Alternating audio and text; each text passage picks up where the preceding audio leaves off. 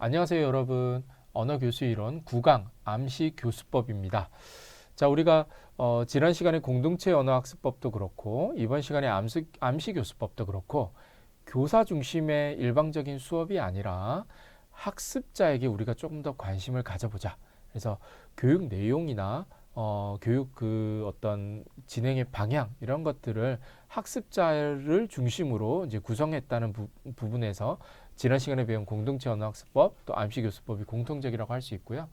학습자에게 좀 관심을 가져보다 보니까 학습자가 심리적으로 불안하든지 학습자의 어떤 심리적인 어떤 장벽들이 있으면 수업의 어떤 방해 요소가 될 수 있겠다라고 해서 학습자의 정의적인 부분들을 이제 고려한 교수법이 이제 지난 시간에 이어서 또 이번 시간에 배울 암시교수법이라고 할 수 있습니다.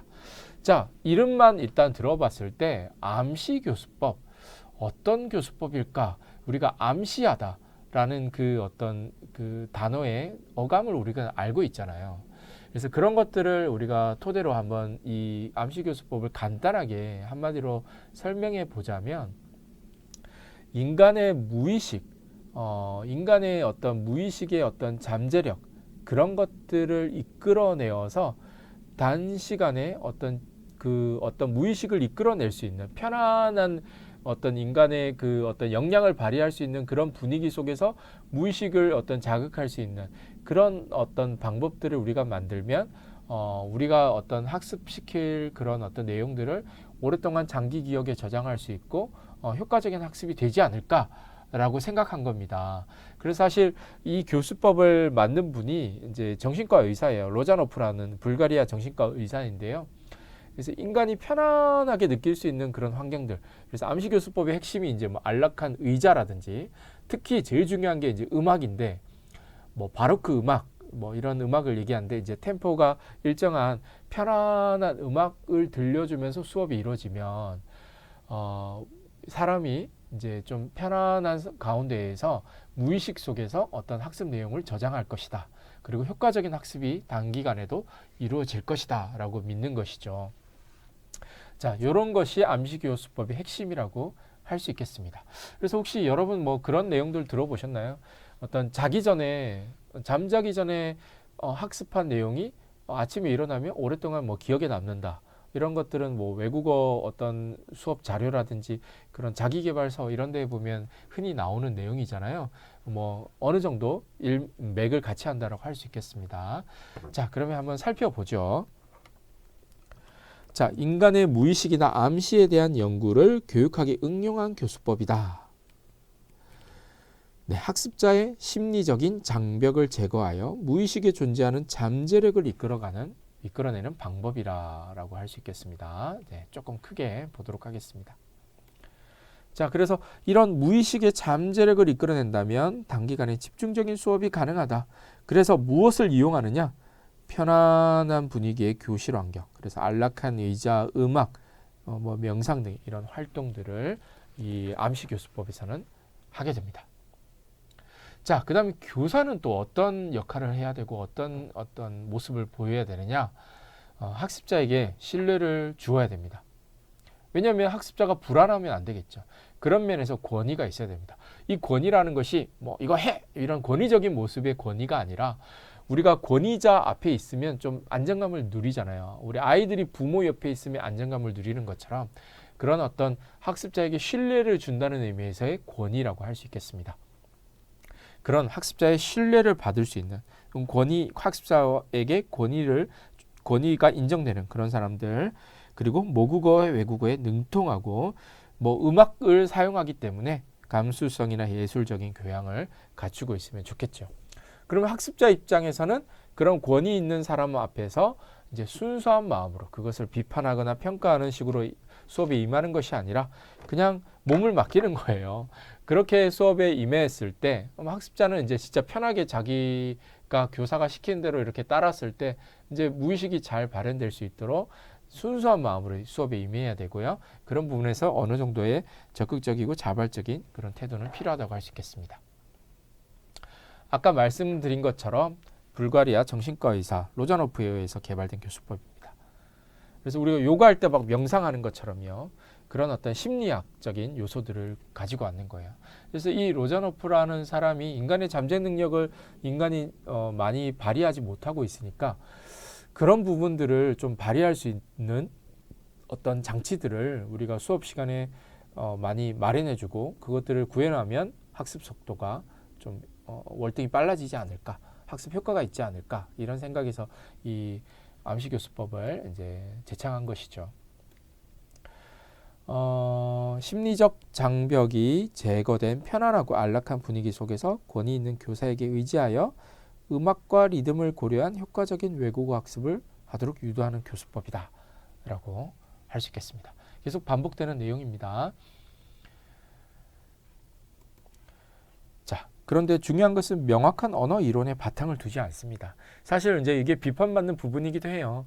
여기에서 이제 나오는 이런 교수법들이 이제 객관적으로 검증되느냐 이런 부분이 또 나중에 한계로 작용하기도 하죠. 자, 심리적인 장벽을 제거하기 위해서 아까 음악이라든지 편안한 어떤 가구 배치라든지 의자 뭐 이런 것들 비언어적인 기능을 최대한 활용한다. 그래서 안락한 학습 분위기를 조성하는 것이 중요하다라고 할 수 있습니다. 우리 지난 시간에 살펴보았던 공동체 언어학습법 같은 경우에는 비슷한 맥락이죠. 이제 정의적인 부분, 학습자가 편안하게 자기 어떤 발화들이 이끌어낼 수 있는 편안한 분위기의 어떤 그 원형으로 이렇게 그 자리를 배치하고 교사는 학습자에게 상담자처럼 친절하고 정중하고 경청하는 태도를 임해야 된다. 이런 부분이 있는데 이제 암시교수법 같은 경우에는 이런 비언어적 기능, 뭐 의자라든지 가구 배치, 음악까지도 고려했던 부분이 좀 다르다고 할 수 있겠습니다. 핵심 구성 요소는 권위, 아동화, 양면성, 억양 뭐 이런 것들이 있는데요. 리듬 이런 것들이 있는데 아까 제가 말씀드렸던 부분들이에요. 이것이 다 이제 편안한 수업 분위기를 만드는 데 필요한 것들이죠. 뭐 권위 같은 경우에는 어떤 권위적인 그런 어떤 교사라는 의미에서의 권위가 아니라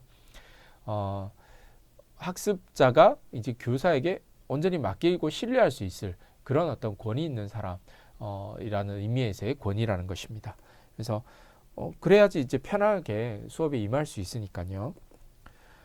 그다음 아동화라는 것은 학습자 입장에서 이제 그런 권위 있는 이제 교사에게 온전하게 순수한 마음으로 이제 자기가 이제 그들의 말에 순종하면서 이제 수업에 임할 수 있는 그런 어떤 수용성, 자발성을 의미하는 거고요.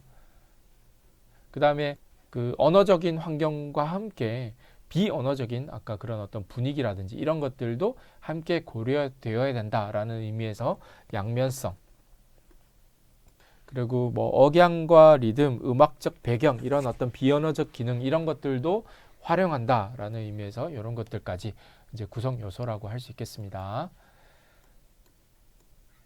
자, 그다음 특징.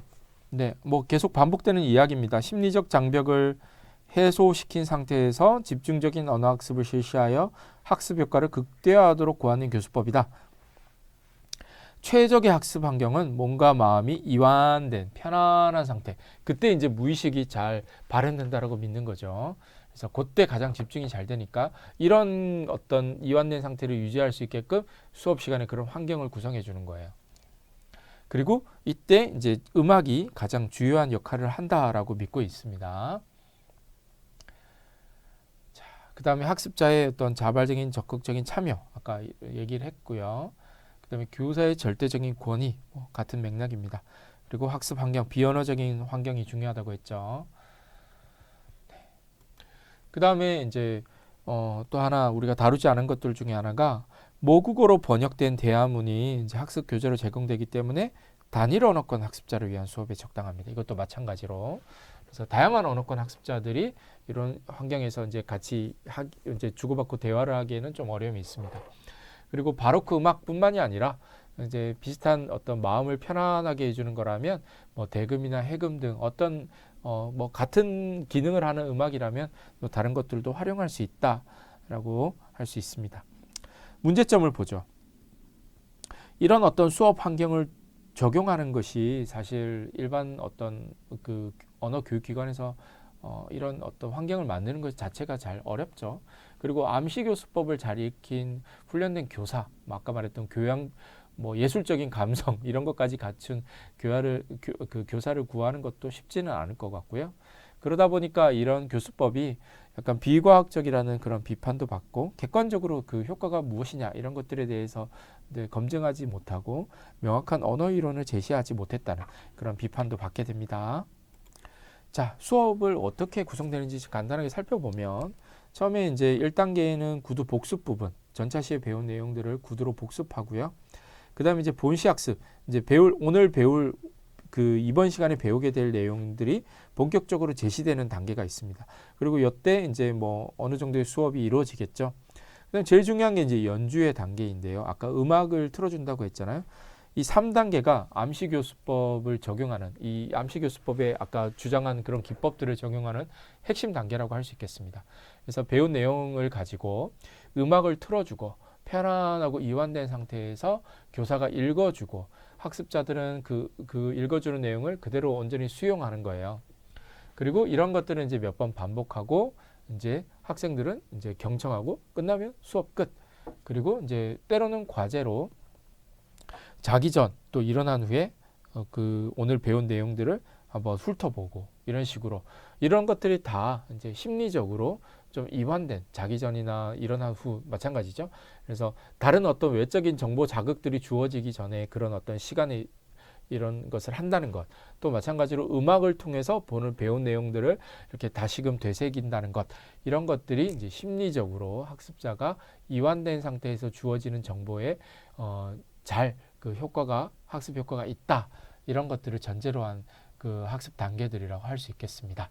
자, 뭐 주요 내용들은 아까 발표에서 다 들었을 거라 생각하고요. 특징적인 부분만 다시 한번 짚어드렸습니다. 고생하셨습니다.